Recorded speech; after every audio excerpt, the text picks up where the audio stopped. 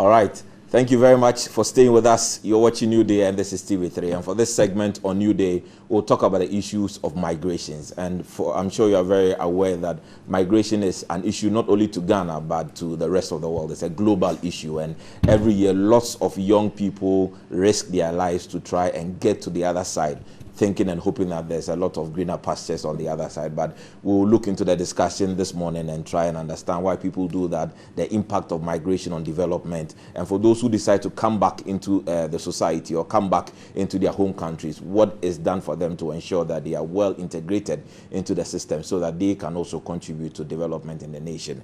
And to help us do the discussion this morning, I've been joined by Alhassan Abdul Ganiyu, who is the CEO of Returnees Diaspora Integrated Development Organization right here in Ghana. Welcome, Alhassan. Thank you very much. And I also have Dr. Ahmed Bugri, who is the CEO for the Foundation for Shelter and Support for Migrants, and he's based in Malta, but he's here with us here in Ghana for this very interesting discussion. Okay, so let me start from you, Alhassan.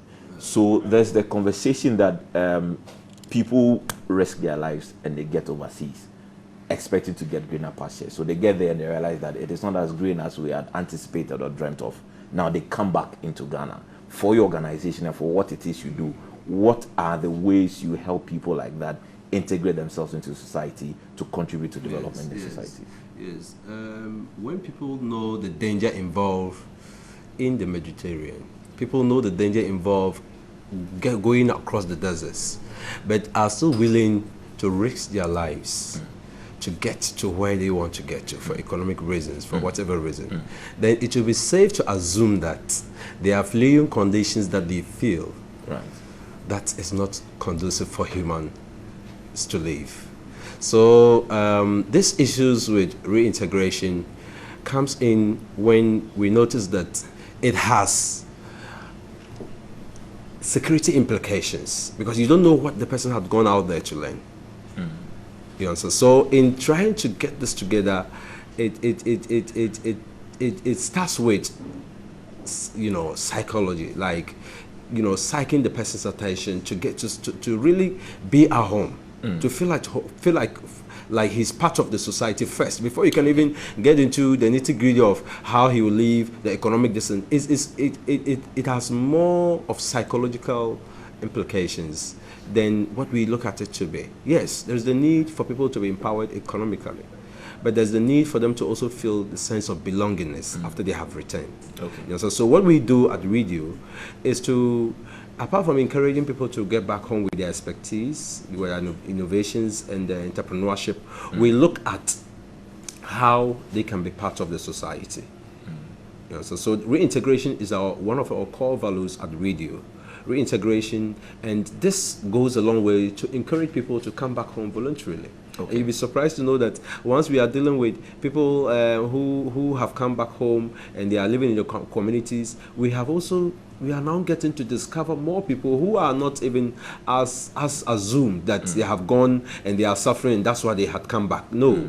The returned migrants is not necessarily those who had gone and they are suffering that had come back. We have identified another groups. Yes, they are done well, but they want to come back. Yes, they are not. You know, Ghana gives the right of abode. People are coming home. They want to feel that sense of belongingness. How do they integrate? Okay. You see, so we have the diaspora joining the returned Ghanaians who have migrated and have returned home with their expertise, with their innovations. How do we harness all of this for socio-economic development? I think that's what our focus is on for now. Doc, let me come to you. So, for example, there's an African who decides to cross the Red Sea, Mediterranean, cross the desert, and then get to the other side. And they realize that, well, I made a mistake. I am stranded. I don't think this is where I want to stay. How do you, in your organization, help people like that eventually find their way back into their home countries? Thank you for having me on this program this morning, and it's very good to be here. I myself being a Ghanaian migrant who still lives abroad, who works among African migrants in the country of Malta. When young people leave, they leave with hope, and they cross the desert, and we know the perils of crossing the desert. They cross the sea, and usually when they arrive on the European side, at least from the Maltese side, they are not deemed to be asylum seekers, or they're not deemed to be refugees, so they are economic migrants. And so some of them are, or most of them, almost all of them, are detained. Okay, they finally realized that what I was traveling for, I cannot achieve, or it's much more difficult. But they had spent money. They had even borrowed money to make the journey. They had, their family is expecting something back from them. And that's what, again, what Ganiu said is that it takes a psychological toll on you, because the fear is you cannot return, because you return empty-handed, and our society is not sometimes welcoming towards people who seems like a failure. We want to have true stories. My son has gone abroad, they have bought me a house, they have bought me a car. So the pressure from society, even on the person, is not helping the person to return.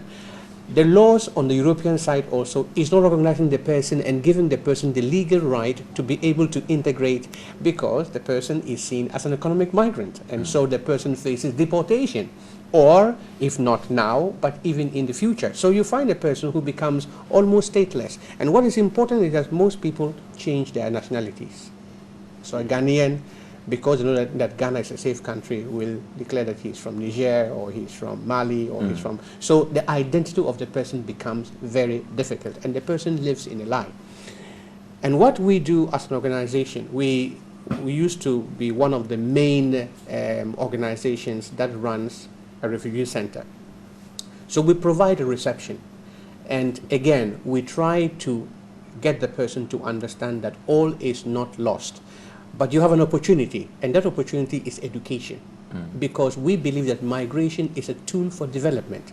The person is leaving thinking that if I go to Europe, if I go to America, or whatever, I'll wake up and I'll get a job and I will be working the next day. But education is a key part of the integration, because education makes the person competitive to the local environment. So what we provide is, we don't only provide shelter, we don't only provide counseling, but we also provide psychosocial support in terms of social work, in terms of care working, but also in terms of putting tools in the person's hands, in terms of education. So we start basically with education, those who most people do not have an education at a higher level. Yeah, so that is what we do, but we also prepare the person for an eventual return. Okay, that's good to know. So let me come back to you, Abdul. So stakeholder engagement in Ghana with regards to migration and helping the returnees to integrate into the society, how is that conversation going? I know tomorrow you're holding a stakeholder conversation. Can you bring that into the picture and tell us how tomorrow it ties up? We have stakeholders engagement meeting opposite American Embassy at the conference room of SADA. I think is happening to be first of its kind, because this most of the engagements that we have so far has to do with policy direction. What do we have to do? How are we going to do it? Policy direction. Now we have migration policy in place. So what are the strategies and the frameworks that has to come together? What tools do we need? What are we looking at in terms of saying we want to reintegrate, we want to encourage diaspora engagement? How do we lure people to come in to invest, to create jobs? And in all of that, we think what we have at our level as young people run an organization is not enough. There's the need to rely on people like Doctor here, and we have GSZ, we have the USAID coming, we have a whole lot of institutions coming together for us to have this discussion.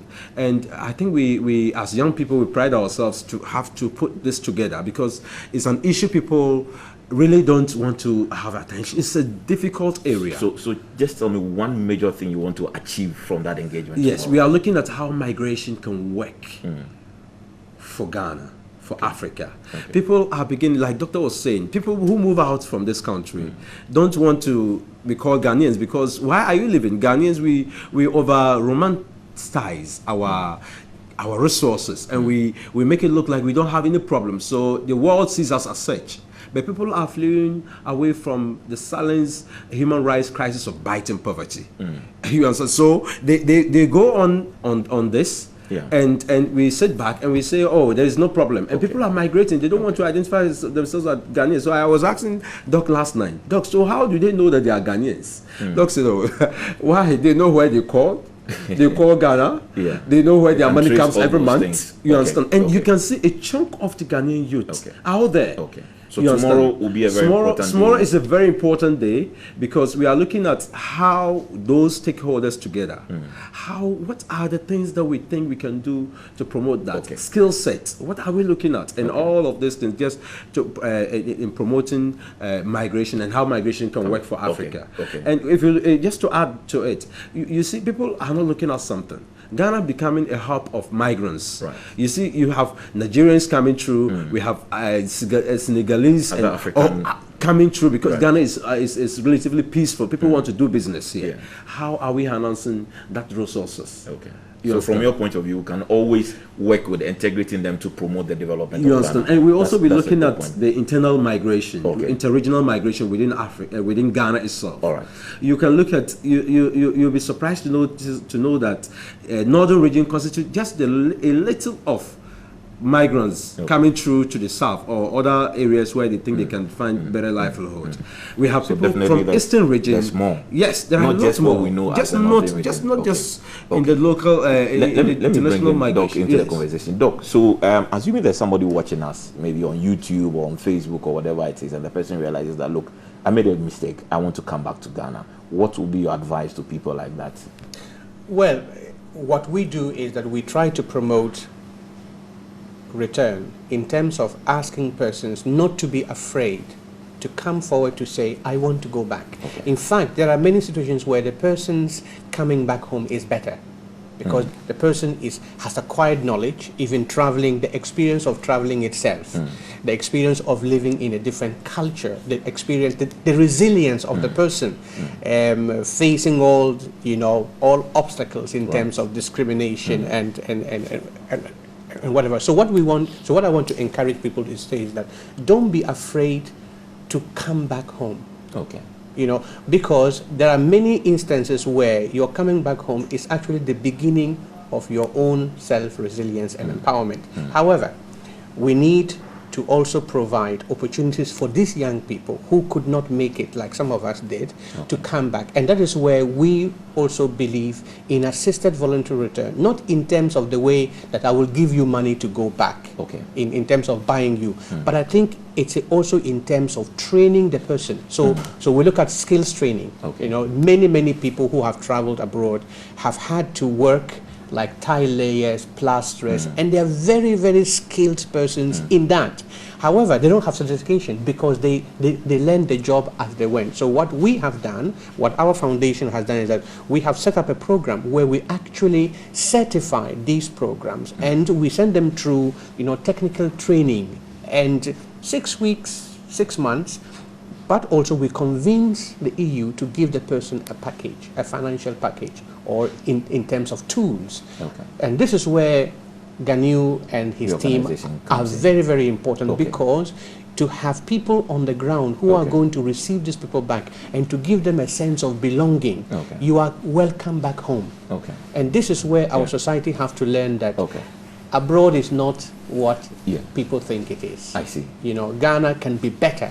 For even its young people, and Ghana needs its young people, and that's why we as Ghanaian diaspora, or African diaspora, we want to give our contribution back in terms of skills transfer, in terms of capacity building of state institutions, in terms of giving our advice, even to people who want to leave, the legal ways of leaving, and also if you cannot, how can we build up something for young people to do? And so I'm pleading with our authorities to look at youth empowerment, not in terms of policy, but concrete actionable plans where young people are going to be employable, young people would be able to have a future, and in that way it will not push them to go. They'll rather stay rather than go. Okay, so I'll give you the final word. So assuming there's somebody watching who has a brother or sister who is out there who wants to come back, but the fear is that when they come back into the system automatically rejects them, so they may want to rather stay there longer, but yet they have a passion to come back.